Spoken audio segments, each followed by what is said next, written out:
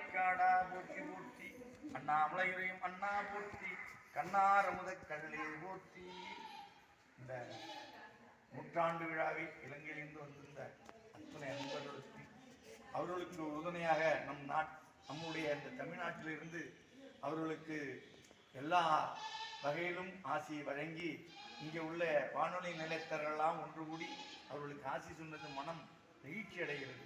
அத்தனைக்கும் காரணமாக இங்கே பரணி ஆதீனம் செபந்திநாத பண்டார சந்நிதி அவர்கள் அத்தனை பேருக்கும் அதை தெரிவித்து அத்தனை பேரையும் வரச் சொல்லி, அந்த இலங்கையிலிருந்து வந்திருக்கிறார்கள், அவர்கள் நாம் பாராட்ட வேண்டும் என்ற ஒரு நல்ல ஒரு நிலையை சொல்லி எல்லோரையும் அவர்களுக்கு வாழ்த்து தெரிவித்தது மற்றற்ற மகிழ்ச்சி அடைகிறது. எல்லா வளமும் மறைக்காட்டு ஈசனுக்கு என்று கூறி எனக்கு வாழ்த்து செய்தி நான் நிறைவேற்றுகிறேன். ஐயா அவர்கள் ஒரு சில கருத்துக்கள் சொல்லி.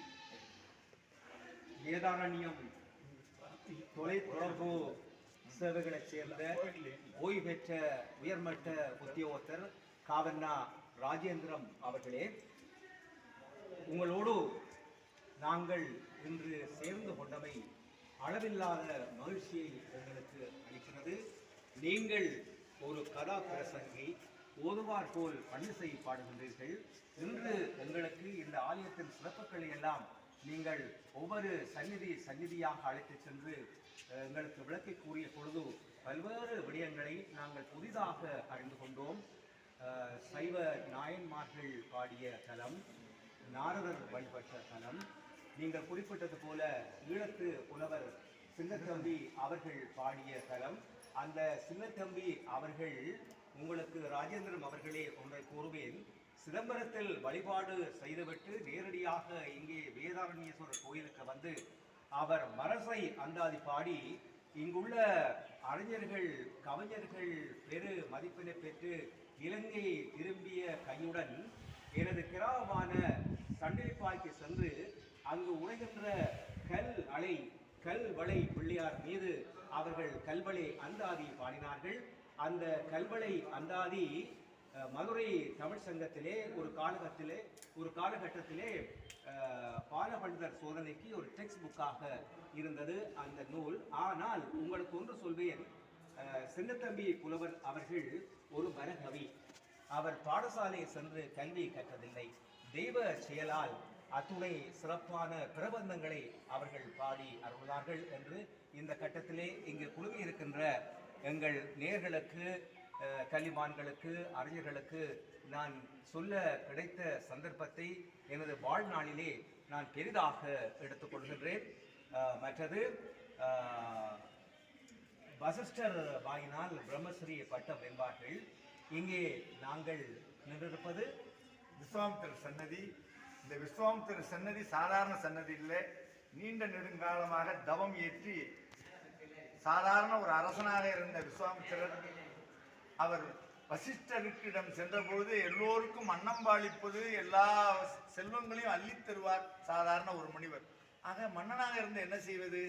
ஆகவே இந்த நிலையை நாம் அடைய வேண்டும் என்று முன்கூட்டி அந்த செயலை அறிவித்து மன்னன் பதவியை துறந்து முனி பதவி அடைவதற்காக நீண்ட நெடுங்காலம் தவம் செய்து, அது திருமறைக்காட்டு இந்த வேதாவனம் என்று சொல்லக்கூடிய இந்த இடத்திலே தங்கியிருந்து அவர் தவம் செய்து விஸ்வாமித்திரர் போற்றக்கூடிய பிரம்ம ரிஷி பட்டம் வசிஷ்டர் வாயால் கேட்க வேண்டும் என்று விஸ்வாமித்திரர் சொல்லி, விஸ்வாமித்திரர் வசிஷ்டரே நேராக வந்து விஸ்வாமித்திரரை நீ பிரம்ம ரிஷி என்று கூறும் வகையிலே அவர் பட்டம் பெற்ற அற்புதமான இந்த தலம் அவர் உண்டாக்கியதுதான். இந்த ஊருக்கே நல்ல குடிதண்ணீர் வழங்கக்கூடிய விஸ்வாமித்திரர் கேணி என்று அழைக்கக்கூடிய மணிகன்னிகை, அந்த கேணி இரண்டும் கொள்ளிடம் இங்கே வரக்கூடிய நல்ல தண்ணீர் வருவதற்கு முன்னால் இந்த ஊருக்கே நல்ல தண்ணீர் வரக்கூடிய ஒரு விஸ்வாமித்திரர் கேணி என்று சொல்லக்கூடிய ஒரு கூபத்தை அமைத்து அங்கே எல்லோருக்கும் தண்ணீர் வழங்க ஏற்பாடு செய்த பெரும் பிறவான் அந்த விஸ்வாமித்திரர். அந்த சன்னதியிலே வன்னி மரத்தின் கீழே இந்த நிகழ்ச்சியானது நடப்பது இறைவன் முக்கூட்டியே செய்த ஒரு அற்புத நிகழ்ச்சி என்றே நான் நினைக்கின்றேன் என்று கூறி, உங்களுக்கு விஸ்வாமித்திரர் என்றால் இந்த நமக்கெல்லாம் நன்மை செய்யக்கூடியவர். விஸ்வம் மித்திரன் என்றாலே நமக்கு நன்மை செய்யக்கூடியவர்.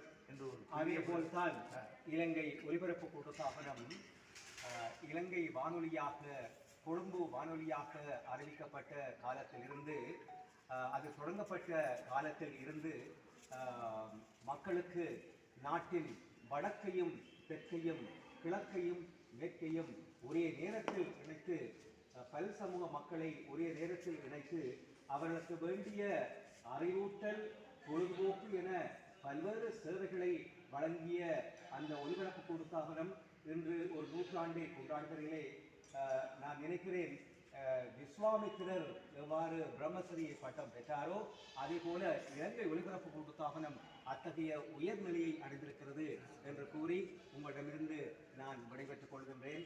உங்களுக்கு எனது மனமார்ந்த நன்றி ராஜேந்திரன் அவர்களே, மிக்க நன்றி. திருச்சிட்டம்பலம் எல்லாம் அல்ல மறைக்காட்டு ஈசன் இந்த வானொலி நிலையம் மற்றும் வந்திருப்பவர்கள் அத்தனை பேரும் அவர்களுக்கு வெளியிலிருந்து வந்திருப்பவர்களுக்கு ஆசி கூற வேண்டும், அவர்களை பார்க்க வேண்டும், அவர்களோட கதைக்க வேண்டும் என்று நீங்கள் எல்லாம் ஒன்று கூடி மற்ற வானொலி நிலையத்திலிருந்து வந்திருந்த அத்துணை அன்பர்களுக்கும் மறைக்காட்டு சார்பாக உங்கள் எல்லோருக்கும் வணக்கம் தெரிவித்துக் கொள்கின்றேன். நன்றி, வணக்கம்.